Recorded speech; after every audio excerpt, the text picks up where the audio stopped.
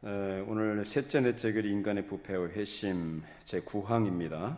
제목부터 우리 읽고 들어가십시다. 제9항 부르심을 받은 사람들 중 어떤 이들이 나오지 않는 이유. 복음 사역을 통해 부르심을 받은 많은 사람들이 하나님께로 나와 회심하기를 거부하는 것은 복음이나 복음이 제안하는 그리스도나 사람들을 복음으로 부르시고 다양한 은사를 주시는 하나님의 잘못이 아니다. 잘못은 그 사람들에게 있다. 부르심을 받은 사람 중 어떤 이들은 자신의 위험은 생각하지 않고 생명의 말씀을 거부한다. 어떤 이들은 비록 생명의 말씀을 받되 그 말씀이 마음에 지속적으로 심기지 못하게 하기에 오직 일시적 믿음에서 나오는 그들의 기쁨은 곧 사라지고 그들은 배반한다. 어떤 이들은 세상의 염려와 즐거움의 가시떨기가 그 씨앗의 기운을 막아 결실하지 못하게 한다. 이것을 우리 구원자께서 씨 뿌리는 비유로 가르치신다.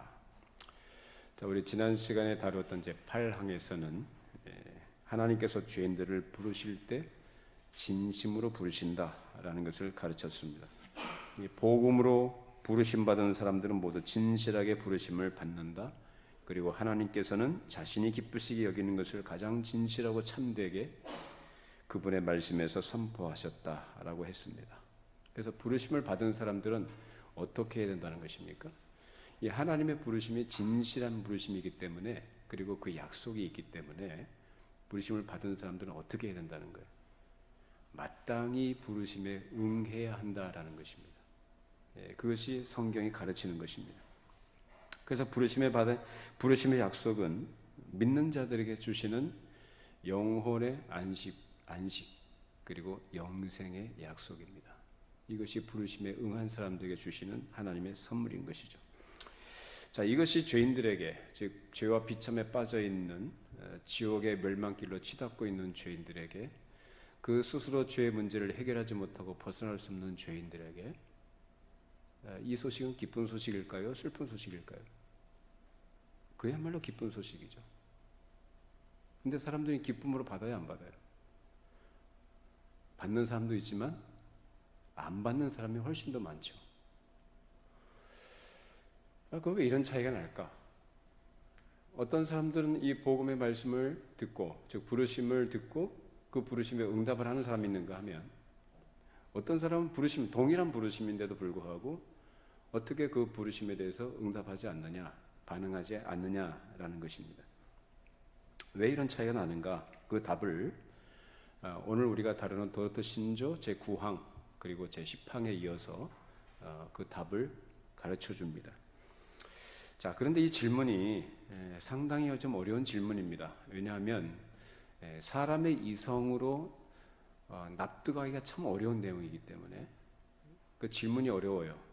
그렇기 때문에 그 답도 역시 쉽지는 않습니다만 성경에서는 분명히 그에 대한 답을 우리에게 가르쳐 줍니다.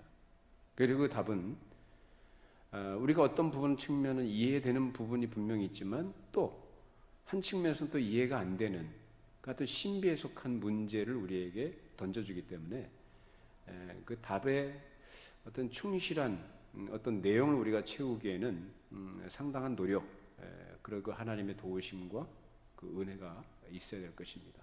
그래서 사람의 이성은 납득이 안 되기 때문에, 그래서 알미니안들은, 이 도르트 신조가 만들어질 때 당시 알미니안들은 반박을 한 거죠. 우리 믿음의 선조들과 칼빈주의자들에 대해서 반박을 해요.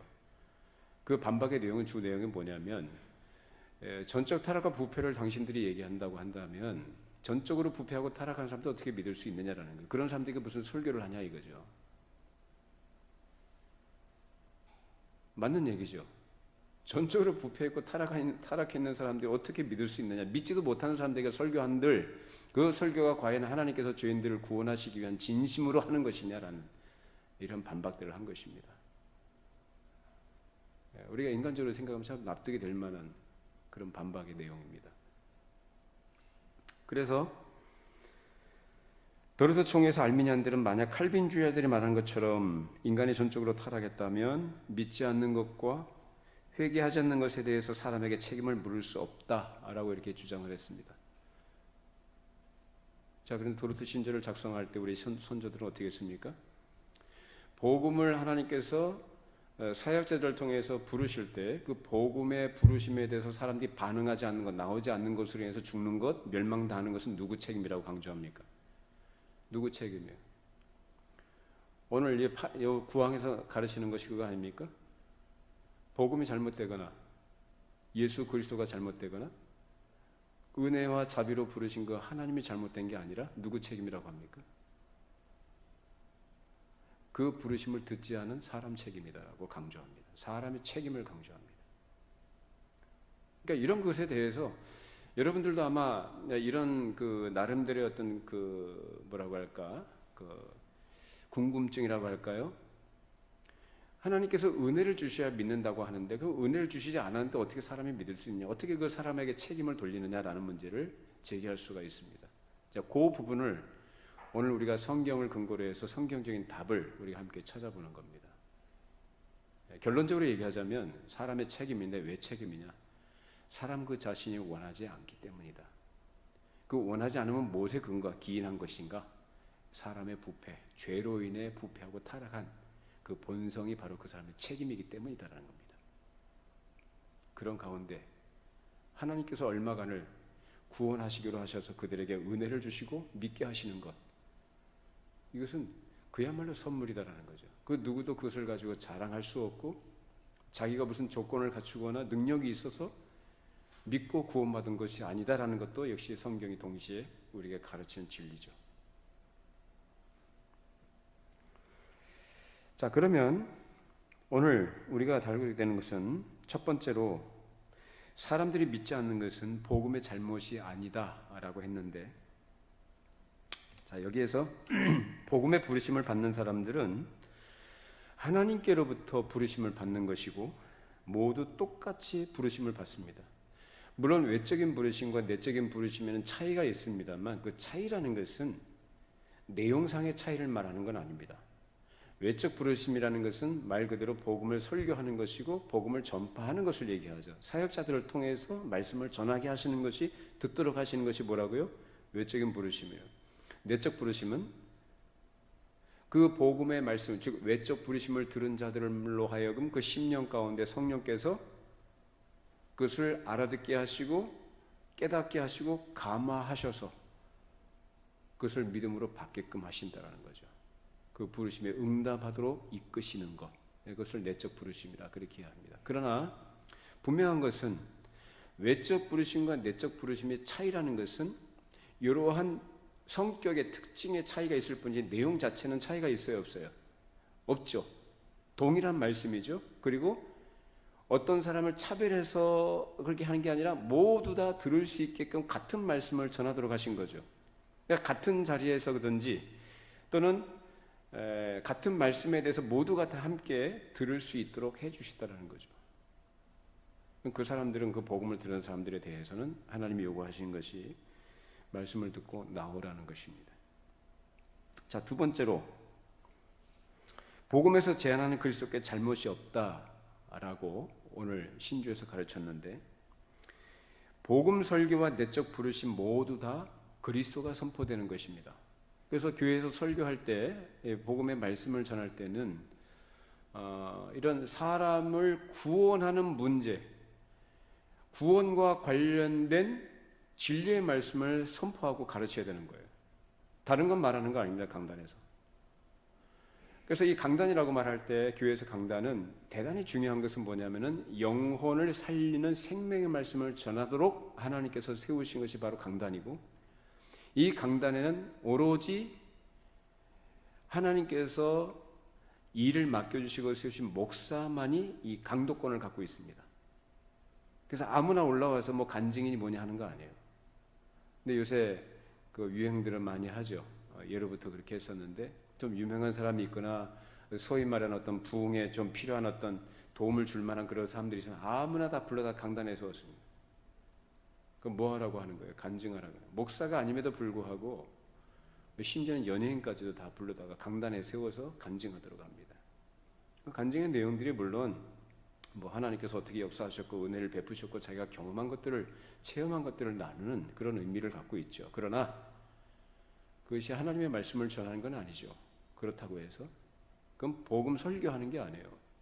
그런 건 밑에서 그냥 나눌 수 있어요. 밑에서. 그리고 그런 걸 전문적으로 하는 사람들은 조심해야 됩니다. 간증도요, 한두 번이지. 자꾸 하다 보면은 그 직업이 돼버려요. 기교가 생기고 스킬이 들어가고 사람들을 쥐었다 놨다 합니다. 그건 아니잖아요. 교회는 그런 거 하는 데 아닙니다. 생명의 말씀을 순전하게 선포하도록 하나님께서 마련해 주신 것이 강도, 이 강단이고 그것을 수행하는 자는 목사입니다. 그래서 목사는 무슨 일을 하는 거냐? 어떤 사람도 차별 없이, 어떤 죄인이든지 차별 없이, 제한 없이 그 복음을 확장해서 선포하는데 목회자의 직무가 거기 있습니다. 돈이 있는 자나 없는 자나, 많이 배운 자나 못 배운 자나, 어린아이나 어린이 할 것 없이 남녀노소 누구나 사회 어떤 계층이나 관계없이 모든 사람들에게 복음으로 초대장을 발부하는 것, 초청하는 것. 그것이 바로 설교자가 하는 거죠. 그래서 그 복음을 들은 사람들은 그 복음에 대해서 어떻게 반응을 해야 될까요?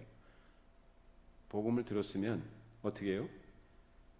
하나님의 부르심이라 라는 것을 알고 그 부르심에 응해서 나와야 된다는 거예요.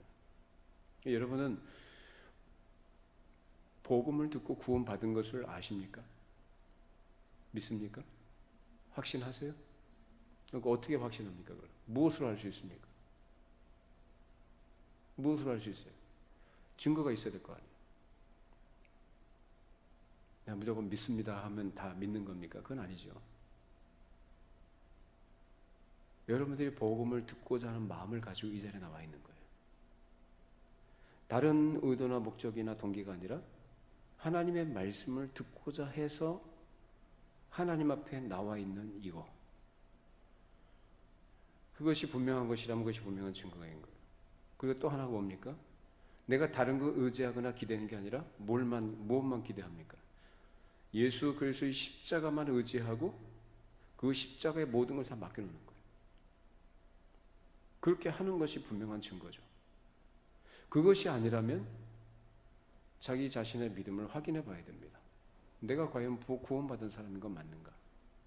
내가 과연 예수를 정말로 내 마음속에 간절히 갈망하는 마음으로 찾고 구하고 의지하고 그분께 순종하느냐? 이것이 분명한 구원의 증거입니다. 그것이 안 되고 있다면은 그 구원에 이르기까지 어떤 과정의 어떤 한 부분에 있을 수 있겠죠. 자, 그러면 우리 요한복음 8장 24절 한번 확인해 보십시다.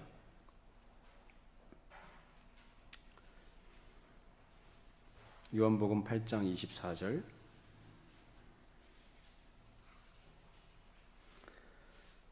자, 같이 함께 읽어보십니다. 그러므로 내가 너희에게 말하기를 너희가 너희 죄 가운데서 죽으리라 하였노라. 너희가 만일 내가 그인 줄 믿지 아니하면 너희 죄 가운데서 죽으리라. 자, 여기 보면 너희가 너희 죄 가운데서 죽으리라 하였는데 왜요? 내가 그인 줄 믿지 아니하면. 여기서 말하는 건 그인은 누구예요? 구원자 예수 그리스도인 줄 알지 아니하면, 믿지 아니하면 너희가 어떻게 한다는 거예요? 너희 죄 가운데서 죽으리라. 그러니까 내가 구원받는 것을 어떻게 알 수 있냐, 내가 살아있다는 걸 어떻게 알 수 있느냐면 내가 예수 그리스도께 도망가고 있느냐, 십자가를 붙들고 있느냐라는 것입니다. 그래서 그리스도를 주인에게 값없이 주시는 구원자로 영접한다고 한다면 그것이 분명한 증거가 된다는 거예요. 그런데 아무리 이런 복음이 선포되고 들려줘도, 귀에 들려줘도 안 믿을 사람은 어떻게 해요? 안 믿을 사람은 안 믿어요. 아무리 논리적으로 설득력 있게 가르치고 또 그렇게 말을 해줘도 안 믿을 사람은 죽었다 깨어나도 안 믿습니다. 그렇기 때문에 그 잘못은 누구한테 있느냐? 하나님께 있는 게 아니라 그 사람 자신에게 책임이 있다는 것입니다. 자, 그러면 하나님께서는 어떤 분이신가? 그렇게 죄인이 안 믿고 계속 악한 가운데, 죄 가운데 빠져있는 상태에서 멸망당하고 죽는 것을 하나님께서는 어떻게 보시는가라는 거예요. 자, 우리 지난번에 살펴봤습니다만 다시 한번 확인해 보십시다. 에스겔서 33장 11절 말씀입니다. 에스겔서 33장 11절 말씀. 자, 같이 함께 읽어보시죠. 너는 그들에게 말하라. 주 여호와의 말씀이니라. 나의 삶을 두고 맹세하노니 나는 악인이 죽는 것을 기뻐하지 아니하고 악인이 그의 길에서 돌이켜 떠나 사는 것을 기뻐하노라. 이스라엘 족속아 돌이키고 돌이키라. 너의 악한 길에서 떠나라. 어찌 죽고자 하느냐 하셨다 하라. 여기서 말하는 하나님은 어떤 하나님이에요? 악인이 죽는 거 기뻐하세요? 기뻐하지 않는다. 죄에서 돌이켜 사는 것을 하나님께 기뻐하신다, 그죠? 이것이 하나님의 진심입니다. 근데 하나님은 왜? 그럼 다 살게 하시지 왜 어떤 사람은 믿도록 하시는 은혜를 주시지 않고 어떤 사람만 구원하시느냐라는 거예요. 이것에 대한 성경의 답은 하나님의 주권이다라는 거예요. 그 주권에 대해서 우리는 이해를 다 못해요. 하나님의 주권이다. 그럼 우리가 확인할 수 있는 거, 감사해야 되는 건 뭐냐? 내가 정말로 진실하게 예수를 믿게 되어져서 내가 구원하던 하나님의 백성으로 확인되느냐라는 것. 그것으로 감사할 수 있어야죠. 그것이 얼마나 귀한 것인지 알아야죠. 모든 사람에게 구원 복음이 선포되고 말씀이 증거되지만 믿게 하신 것은 다 믿는 게 아니다라는 거예요. 하나님의 택하신 자들만 믿도록 하신다. 이것이 하나님의 주권적인 은혜다라는 것을 말씀합니다. 그런데 하나님께서 악인의 죽음을 기뻐하지 않는다고 하면 그러면 악인의 죄 가운데 죽어가는 것을 하나님께서는 기뻐하지 않는 그 마음에 어떤 마음을 가지실까요? 굉장히 안타까우시겠죠. 안타까우신 거야. 너 내 말 안 듣고 그래, 너 죽어도 싸다 하고 하나님께서 그냥 말 그대로 쓰레기 치워버리듯이 그렇게 하시는 분이 아니라 죄인이 멸망당해 가는 것을 마음 아파하신단 말이에요. 여러분 어떤 이에 대한 예화가 있는데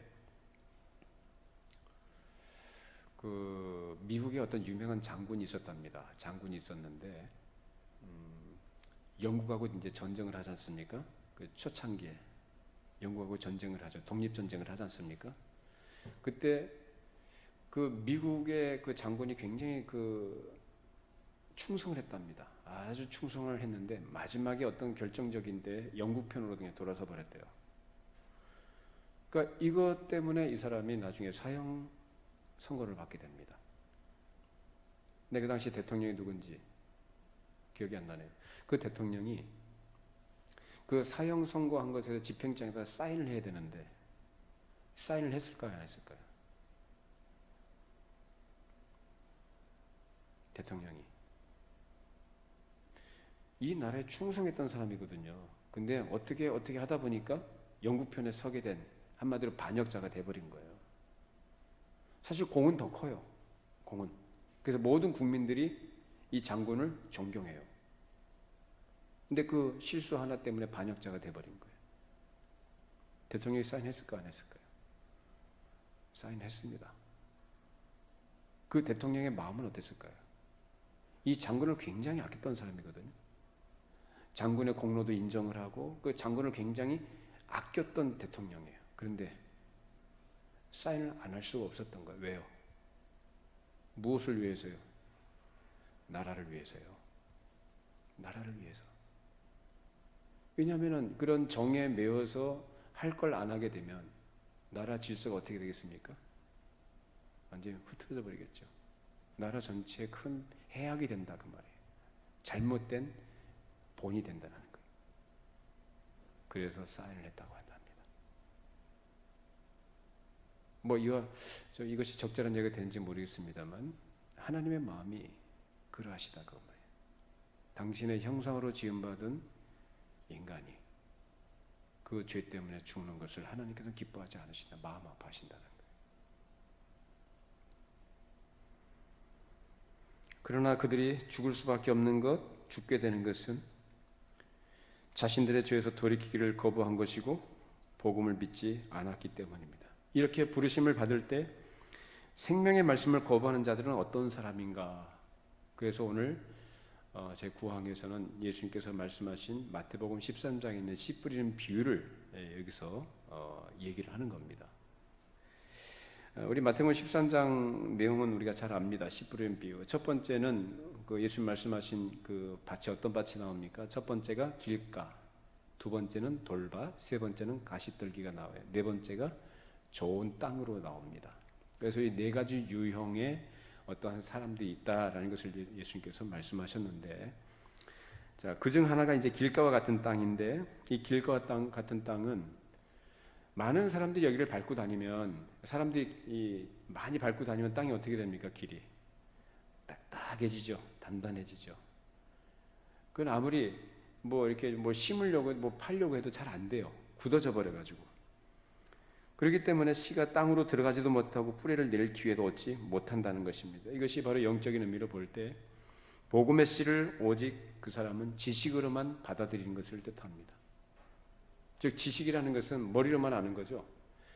그러니까 지식이 머리에만 머물고 어디로 내려가잖아요.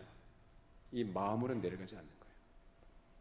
많이 들어서 알고 있고 배워서 알고 있고 나름 연구도 해서 설교도 많이 듣고 좋은 말씀 많이 들어서 잘 알고 있어요. 그게 다 머리로 이해한다고 생각을 해요, 자기가. 근데 그걸 믿음이라고 생각한다는 것입니다. 그런데 그것이 마음으로 내려가지 못하는 것은 그런 사람들의 마음밭은 경솔한 생각들과 세상적인 것들을 추구하는 것들을 가득 차 있습니다. 그래서 기경이 안 돼요. 아주 그것이 너무나 꽉 차 있어가지고 엎어지지가 않는 거예요. 그런 것들이. 그래서 하나님의 말씀을 들어도 그 말씀이 그 안에 들어가지 못하고 그냥 튕겨져 나갑니다. 그냥 머리로 나 들어서 다 아는 말씀, 늘 듣던 말씀, 익숙해지는 거죠. 죄에 대한 하나님의 진노와 심판에 대해서 무감각하며 그들에게는 성령께서 죄와 의와 심판에 대해서 책망해 주시지 않습니다. 그렇게 복음의 씨가 지식에만 머물고 있는 사람들은 교회에 앉아서 매주 설교를 듣습니다. 그러나 이 사람들은 집에 돌아가서 모든 걸 다 잊어버립니다. 그걸로 끝입니다. 교회 와서 설교 들어요. 근데 돌아서 가면은 끝입니다. 그러니까 거기에 무슨 감동이 있기를 하겠습니까? 감동이란 무슨 역사가 일어나기를 하겠습니까? 그 마음이 은혜의 정서로 채워지거나 은혜의 정서로 순화되기를 하겠습니까? 아무것도 되는 게 없어요. 말 그대로 왔다 갔다 하는 거예요.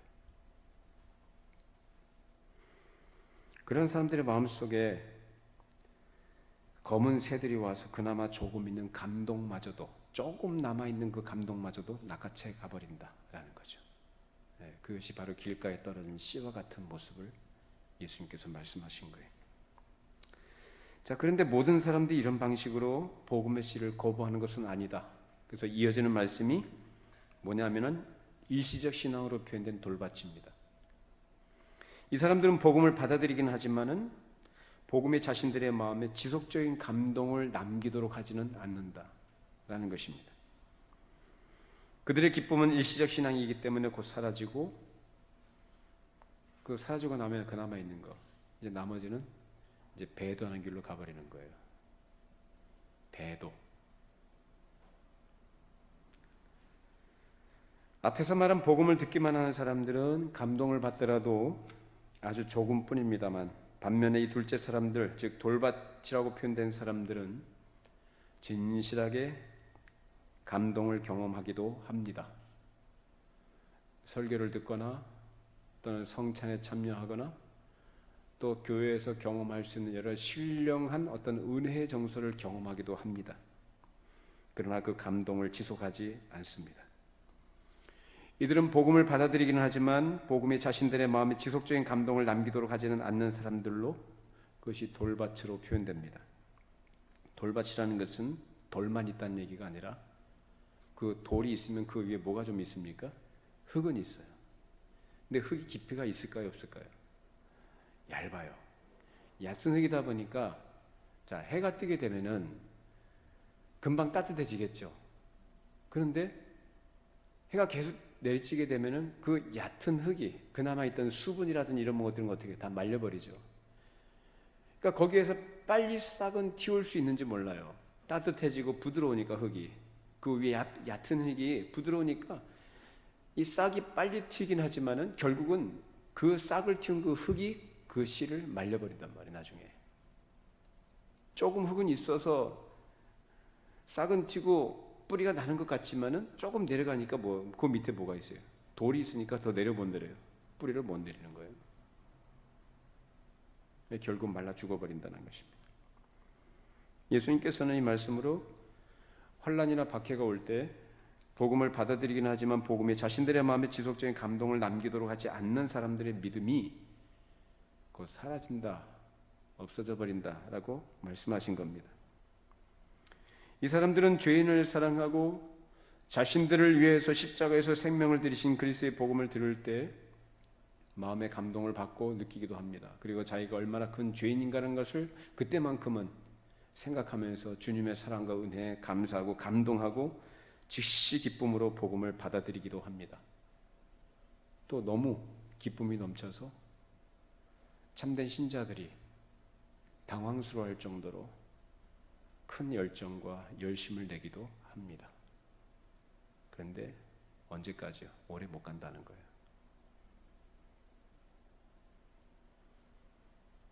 복음 때문에, 그 믿음 때문에 어떤 고난이 오거나 어려움이 닥치거나 또는 자기를 부인하고 십자가를 져야 되는 그런 상황이 오게 되면 어떻게 해요? 그 기쁨이 사라져버려요.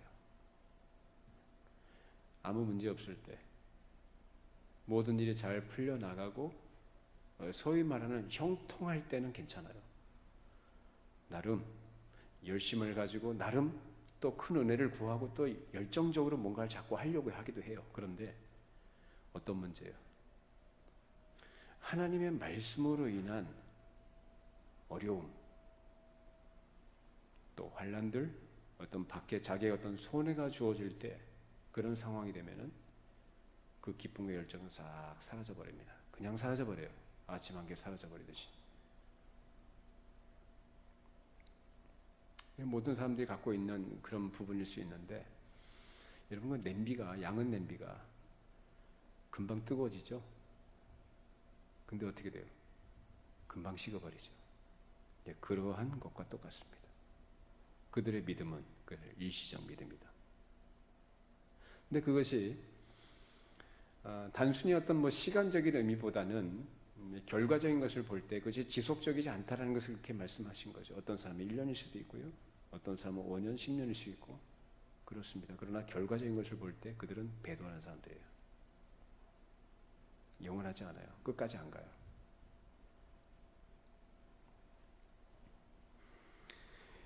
이런 사람들은 예수를 믿는다고 하면서도 예수님에 대해서 그릇된 예수관을 갖고 있습니다.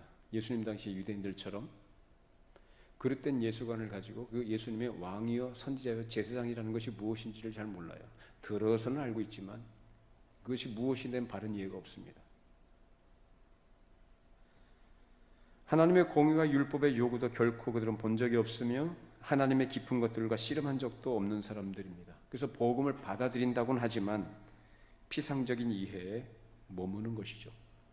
이것이 오늘날 풍요로운 시대를 살고 있는 많은 사람들의 심각하고 두려운 상태라고 할 수 있습니다. 이렇게 얕고 피상적인 신앙은 문제가 없을 때는 괜찮아 보이지만 어려움이 있을 때 그것이 견디지 못하는 것이죠. 그래서 이런 사람들이 나중에 죽을 때까지 그런 상태로 있다가 인생을 마치게 되었다고 할 때 우리 훗날 하나님의 심판대 우리 모두가 앞에 설 텐데 그때에 과연 이 사람이 복음에 대해서 뿌리를 깊이 내리고 있었던 사람이냐 그렇지 않았는가 그때가 아마 여실하게 드러나겠죠. 주여 주여 우리가 주의 이름으로 순장으로 하고 주의 이름 귀신 쫓아내 주의 등의 권능을 행했습니다라고 말했던 사람들처럼 이 땅에 있는 동안에 그런 일을 얼마든지 그런 상태로 살고 있고 그런 상태 속에서 이 생을 마감할 수 있다는 거예요.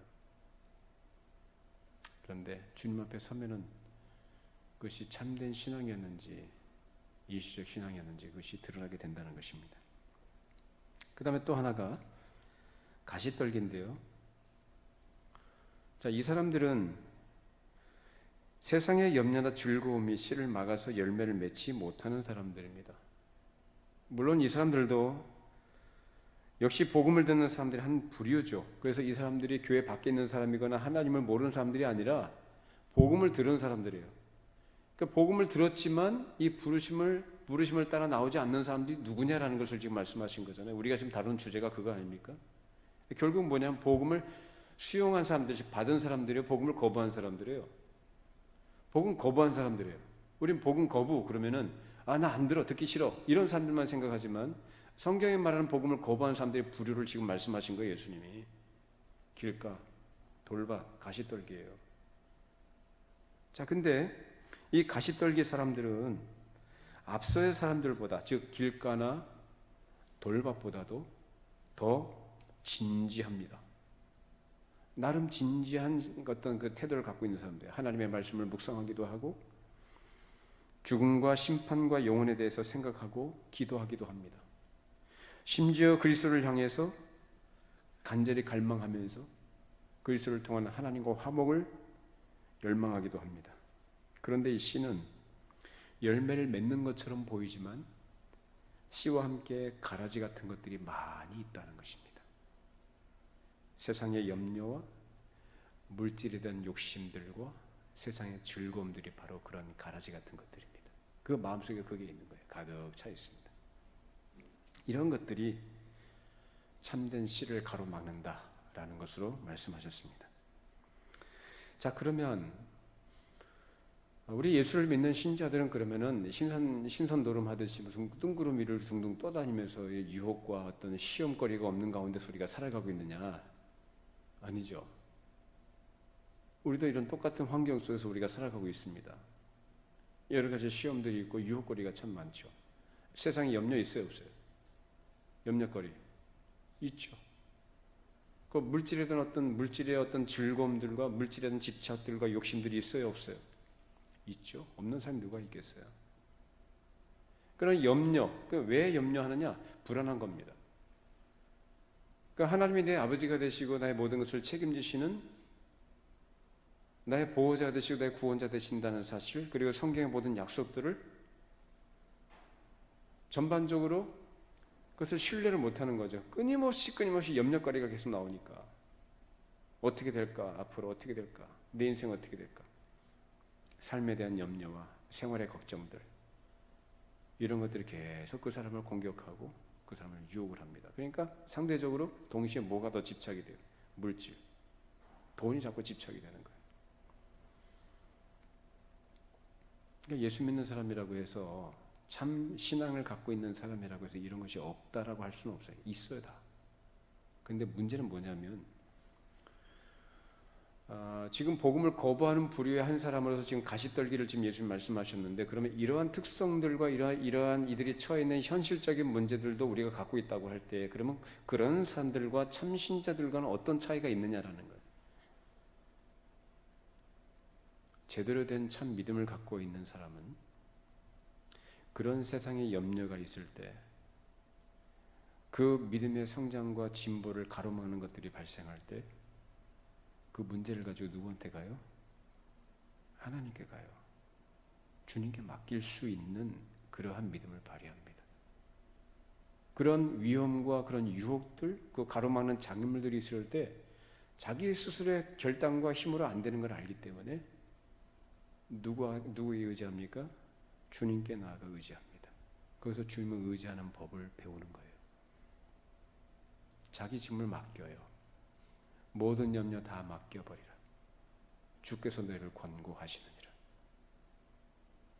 염려 맡겨버리시기 바랍니다. 여러분 걱정한다고 여러분 문제가 해결됩니까? 안 되죠. 사람이 참 그렇게 밀어내요. 해결 안 되는데도 자꾸 염려해. 그죠? 우리가 지금까지 인생을 살아오면서 수없이 많은 문제들을 많이 겪었어요. 근데 문제들 가운데 늘 염려했었어요. 근데 그 염려했다고 해서 해결된 문제가 얼마나 있습니까? 없어요. 거의 없어요. 염려했다고 해서 문제 해결된 것도 아니에요. 해결됐을 경우에도. 하나님께서 은혜를 주신 줄로 믿으시기 바랍니다. 하나님께서 하신 거지. 내가 염려했다고 문제 해결된 거 아니에요. 그건 자기 생각일 뿐이에요. 누가 염려한다고 그 키를 한 자나 더 할 수 있느냐? 누가 염려한다고 해서 그 생명을 더 연장할 수 있느냐라는 거예요. 너희들이 그렇게 작은 일도 못하면서라고 예수님 말씀하시거든요. 생명을 연장하는 것은 하나님 보시기에 아무것도 아니다 그 말이에요. 하나님 보시기에는 아무것도 아닌데 그 아무것도 아닌 작아 보이는 것도 너희들 하지 못하면서 무슨 염려 그렇게 하느냐라는 거예요. 공중나는 새를 봐라. 들의 백합화를 봐라. 심지도 않고 거두지도 않고 창고에 모아두지도 않지만 너희 하늘 아버지께서 먹이시지 않느냐. 문제들이 다 둘러싸고 있고 그것 때문에 우리가 염려할 수밖에 없는 환경 속에 우리가 살아가고 있지만 그 가운데서 우리 하나님께, 우리 주님께 모든 문제를 맡길 수 있기를 바랍니다. 그게 다른 거예요. 그런데 지금 이 가시떨기와 같은 사람들은 어떤 사람들이냐면은 이 사람들은 복음을 제대로 받은 사람들이 아니에요. 그래서 복음이라는 것을 들어서 좀 알고 있고 가지고 있는 것 같은데, 유사하게 보이는 그런 신앙과 믿음을 갖고 있는 것 같은데 너무나 염려가 많은 거야. 세상의 염려, 유혹들, 그리고 여러 가지 물질에 대한 집착들과 여기 욕심들, 그 장애물들이 그것을 다 둘러싸고 칭칭 다 동여매고 있는 거예요. 질식시켜버리죠. 그나마 좀 있는 것을 질식시켜버립니다. 그래서 그 사람들 어떤 사람들이냐, 이 가시떨기로 표현된 마음을 갖고 있는 사람도 어떤 사람들이냐면 자기 문제를 하나님께 맡기지 않으면 결국은 어떻게 해결하겠다는 겁니까? 자기 힘으로, 자기 스스로 해결하겠다고 하는 거거든요. 그게 누구냐? 하나님 없이 사는 세상 불신자들이 그렇게 살아가요. 하나님을 찾을 필요도 없어요. 그 사람들은 하나님을 찾으려고 할 의지도 없고 하나님께 맡기지도 않으며 오히려 하나님을 거스르고 적대시하면서 살아가는 사람들. 근데 그런 사람도 똑같은 거라니까요. 그게 그가 알고 있는 하나님이라고 하지만, 그가 믿는다고 수없이 고백을 했었지만 실제적으로 그의 실체가 하나님께 자기의 문제를 맡기고 하나님께 의탁하고 하나님의 인도하심과 돌보심과 책임져 주심을 믿음으로 맡기지 않는다면 그건 뭐냐? 불신앙이다라는 거예요. 이런 사람들이 바로 복음을 거부한 사람들이다라는 것입니다. 이 사람들은 나름 진지하다고 했습니다. 죄와 하나님의 진노와 심판에 대해서, 영원에 대해서 나름 고민하기도 하고 생각도 하고 기도도 해요. 자, 그런데 이런 염려와 물질에 대한 즐거움들과 세상의 즐거움, 유혹들, 이런 것들이 막 가라지 같은 게 가득 차가지고 결과적으로 주님께 모든 걸 맡기는 일을 못한다는 것입니다. 그렇기 때문에 그런 현실적인 문제에 대한 염려와 걱정에 사로잡힌 나머지 정작 더 비교할 수 없이 중요한 영적인 문제에 대해서 염려를 전혀 하지 않게 됩니다. 그러니까 세상의 염려와 현실적인 문제에 집착하게 되면은 자신이 처해 있는 영적인 문제에 대해서는 전혀 생각을 안 한다는 거예요. 이것이 바로 우리 모두가 처해 있는 위험성이라고 할 수 있습니다. 특히 오늘날 우리 사회생활이 얼마나 힘들어요. 우리 직장생활 하신 분들은 더 그렇죠. 회사에서는 이런저런 얘기를 하면서 실적을 요구하고 어떤 결과물을 요구하고, 그러다 보니까 서로 경쟁사회, 치열한 이 경쟁사회 속에서 살다 보니까 일에 치이고 사람에 치이고 숨 돌릴 틈 없이 그렇게 정신없이 살게 됩니다. 그러다 보니까 기도할 틈도 없고 하나님의 말씀을 묵상할 만한 여유도 없습니다. 그리고 그러한 현실이 현실이기 때문에 그것으로 자기 스스로를 위로하기도 하고 스스로를 합리화하기도 합니다. 이것이 위험한 겁니다. 복음 설교자는 이렇게 처해 있는 영적인 현실의 문제, 현실적인 문제에는 반드시 영적인 현실도 같이 따라가요. 그런 문제들에 대해서 얘기를 해주고 권면해주고 말씀을 전합니다. 그런 가운데서 우리가 어떻게, 어떤 마음을 가지고 어떤 태도로 하나님 앞에 서야 하는가, 어떤 태도로 하나님의 말씀에 귀를 기울여야 하는가를 얘기를 해줍니다. 그것이 뭐냐? 설교입니다.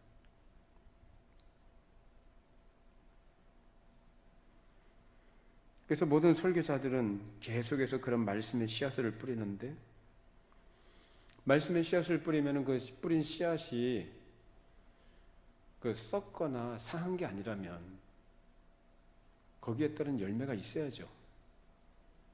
근데 열매가 너무 적어 보인다는 거예요.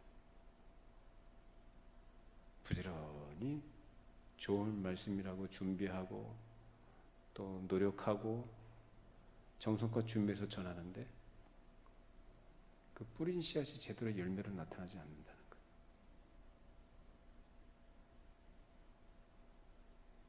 그때 설교자의 마음이 어떨까요? 농부가 씨를 뿌리면 뭘 기대하고 뿌립니까? 그렇죠. 수확물을 기대하고 뿌리죠. 근데 수확할 게 없다면 너무 미미해 보이고, 이것 때문에 사실은 설교자들이 굉장히 힘들죠. 스트레스 받고 힘들어요. 사실 그게 설교자들의 짐입니다. 성도들은 모르죠.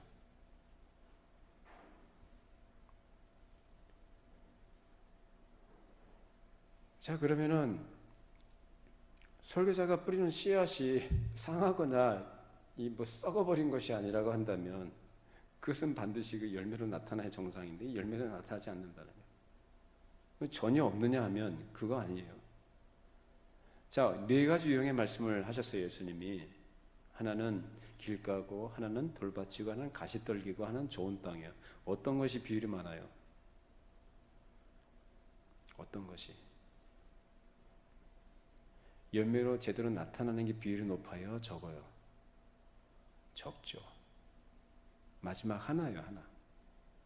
그러니까 말씀의 씨앗을 부지런히 뿌렸는데, 계속 뿌렸는데도 그러면 열매가 전혀 없다는 건 아닙니다. 있어요. 근데 그거는 오늘 주제가 아니고 그건 다음에 우리가 살펴보고, 오늘 주제는 뭐냐면 부지런히 씨앗을 뿌렸는데 그 씨앗이 문제냐 뭐가 문제냐라는 거예요. 뭐가 문제입니까? 씨앗이 문제예요? 땅이 문제예요? 땅이 문제죠. 땅이. 씨앗은 특징은 뭐냐면 같은 씨앗이라는 것이고 생명이 있다는 겁니다. 생명의 씨앗이라는 거예요. 근데 그 씨앗이 어떤 땅에 떨어지느냐에 따라서 나타나는 것들이 다 달라요. 그런데 앞서 말씀드린 것, 즉 좋은 땅은 제쳐놓고 오늘 또 우리가 다루게 되는 이 3가지 유형의 그런 밭들, 길가, 돌밭, 가시떨기와 같은 것들, 나타나는 그런 어떤 형태들과 어떤 그 특성들은 다 다르게 나타나지만 공통적인 건 뭐죠? 제대로 그것이 열매를 맺어요? 못 맺어요? 안 맺어진다. 나타나는 것은 다 차이가 있을지 몰라도 결과적으로는 다 같다. 그 뭐냐? 복음을 거부한 거다. 그 말입니다. 그 책임 누구한테 있다는 거예요? 하나님이 그러한 밭과 같은 마음들을 기용해 주시고 뒤집어 버리시고 성령께서 그렇게 갈아엎으셔야 되는데 그렇게 안 하셨기 때문에 누구 책임이다? 하나님 책임이다 라고 말하는 건 알미니안들이 하는 얘기예요. 근데 성경은 뭐라고 얘기합니까? 그건 누구 책임이다라고 해요? 그 사람 책임이다 라고 말합니다. 복음을 거부한 사람들. 복음의 부르심이 그들에게 참된 회심으로 이해하지 않은 것, 그래서 있는 것처럼 보이는 것마저도 모조품과 같은 가짜였지 참되고 성경적인 진정한 믿음과 회개는 아니었다라는 것입니다. 이런 회심하지 않는 사람들의 삶은 그 특징이 여전히 어둡고 황폐하고, 그 황폐하고 어두운 책임은 누구에게 되는 게 아니라 자신들에게 있다. 복음에 잘못이 있는 것이 아니고 그리스도가 잘못된 것도 아니고 하나님께 잘못이 있는 것이 아니며 나를 낳아준 부모가 잘못한 것도 아니고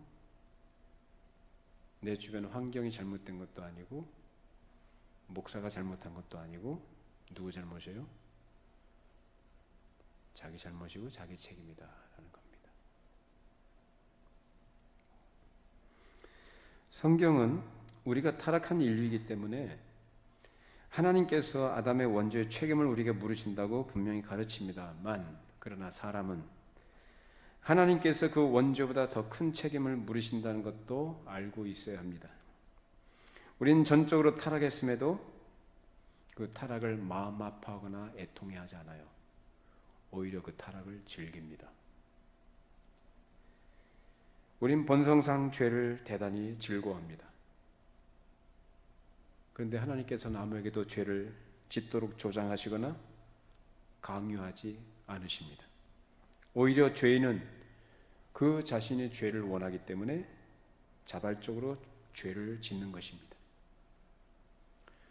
자, 우리 얘기해 봅시다. 우리가 성경을 읽거나 또는 교회에 가는 그런 것들, 그는 우리가 자유의지를 가지고 우리의 자연적 능력을 할 수 있는 것들이죠.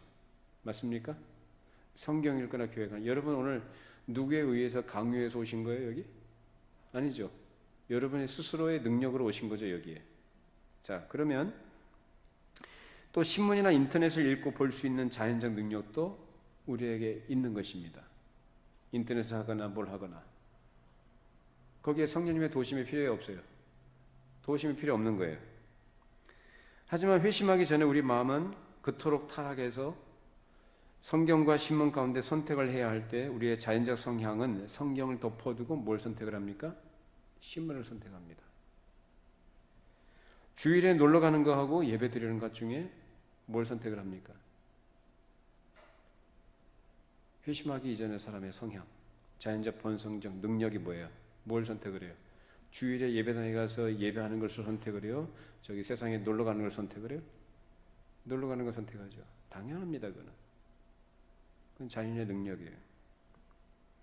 이것이 바로 우리가 갖고 있는 문제인데, 우리의 가장 큰 죄는 우리가 본성상 하나님의 원수라는 것입니다. 우리는 불신자며 이 불신앙 때문에 지옥에 가게 될 것입니다. 그러나 하나님께서는 당신 아들 예수 그리스도 안에 있는 구원으로 우리를 예외 없이 부르십니다. 그 부르심이 매주 교회 강단을 통해서 증거되는 설교입니다. 하나님께서는 그 아들 예수 그리스도 안에 약속된 생명으로 나오라고 우리에게 끊임없이 초청하십니다. 그리고 믿고 나오는 자는 구원하시겠다는 약속을 하셨습니다. 그런데 사람은 회심하지 않고서는 이 약속을 믿어요, 안 믿어요? 안 믿어요. 약속을 믿고 나서 회심하는 거 아니에요. 회심하고 나서 믿는 겁니다. 그 회심하게 하시는 건 누가 해주시는 거예요? 성령께서 하십니다. 우린 몰라요. 물론 그 뒤에 우리가 다루겠습니다만 이 중생의 신비에 대해서는요, 우린 다 알지 못해요. 분명한 사실은 내가 믿는다는 거, 믿어진다는 거.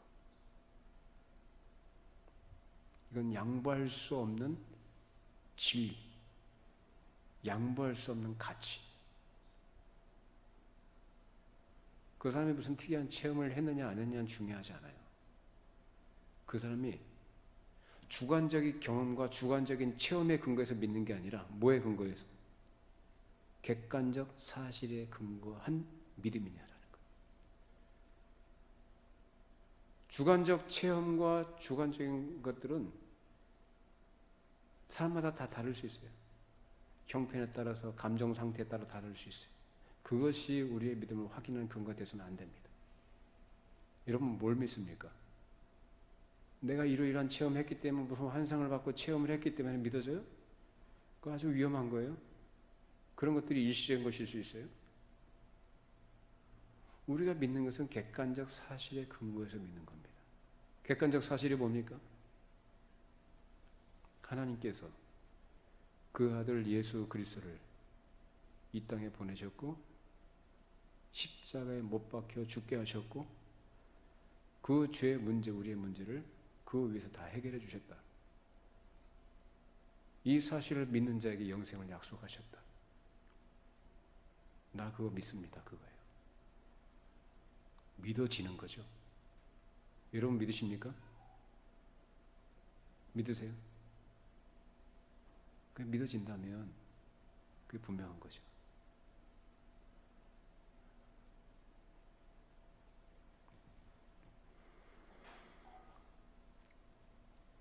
그러나 회심하지 않은 사람들은 이 사실을 믿지 않습니다. 우리 온갖 변명과 핑계를 갖다 댑니다. 여러분 교회 나오라고 예수 믿으라고 전도하면은 사람들이 예, 아유 감사해요. 이번 주에 나가게 그런 사람이 있습니까? 없죠. 온갖 변명과 핑계를 다 대고 불평을 하고 적대시하죠.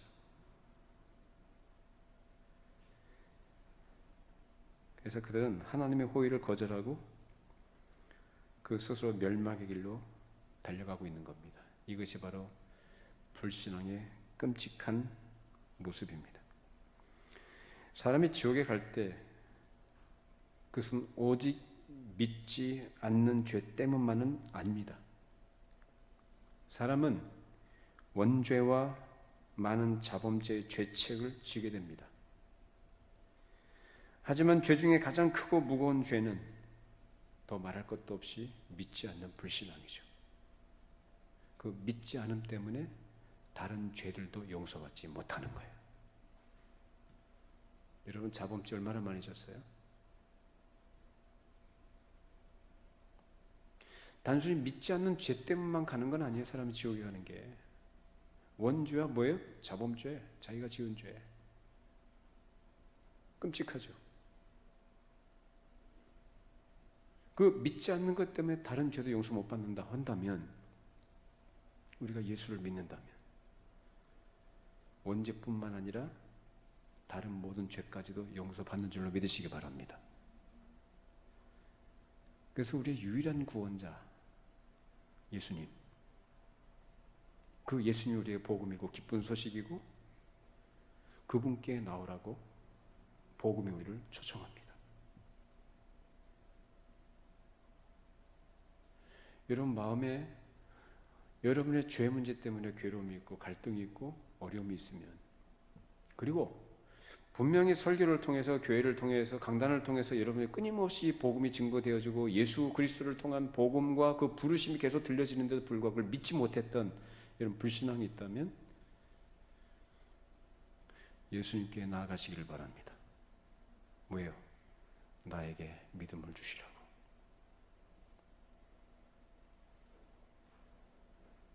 귀신 들려 말 못하는 아들을 둔 아버지가 예수님께 갔죠. 제자들이 못해요.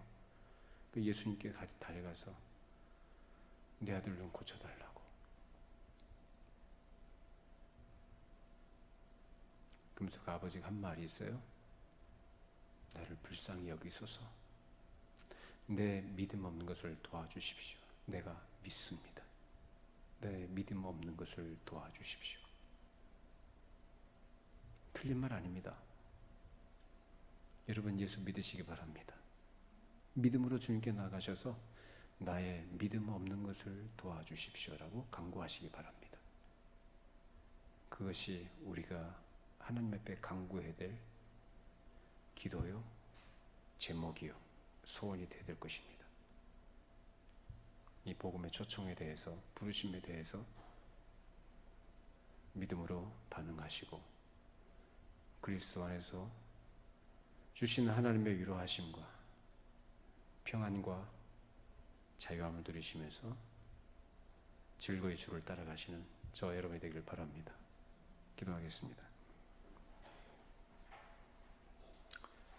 걸어가신 하나님 아버지, 죄와 사망의 굴레에서 영원토록 벗어날 수 없었던 저희들이었지만 우리에게 귀를 열어주시고 눈을 뜨게 해주셔서 생명의 말씀을 듣게 하시고 보게 하시고 알게 해주시니 감사를 드립니다. 주님께서는 복음으로 우리를 부르셔서 우리를 낳으셨으며 지금까지 우리를 양육해 주셨습니다. 그런데 우리가 오늘 말씀을 통해 확인하옵기는 우리의 믿음이라는 것이, 우리의 확신이라는 것이 과연 정당하며 성경을 통해 우리에게 말씀하고 있는 참된 믿음인지, 그 부르심에 우리가 정당한 믿음의 반응으로 그 부르심을 따라 나아간 자들인지 각자가 말씀 앞에 자기를 돌아보게 하시고 점검하게 해주셔서 우리의 결함과 모자람이 있다면 그것 때문에 하나님 앞에 더 겸손히 낮아져 하나님과의 관계를 다시금 정상적으로 회복할 수 있는 그 갈망하는 마음과 소원을 품게 해주시고 하나님 앞에 겸손히 엎드려 은혜를 구하게 하시고 기도하게 하셔서 우리의 영혼이 참으로 하나님 보시기에 선하고 아름다운 모습으로 주 앞에 서게 해주시며 그리스도 안에서 살아가신 하나님의 그 생명과 충만한 은혜의 약속을 우리 모두가 풍성히 누리며 살아가도록 성령께서 인도하여 주시옵소서. 행여나 복음의 초청을 끊임없이 듣지만 그 마음속에 뿌리지 내리지 못하고 열매 맺지 못하는 인생이 하나도 없도록 성령께서 감화하시고 역사하여 주시옵소서. 예수님의 이름으로 기도하옵나이다. 아멘.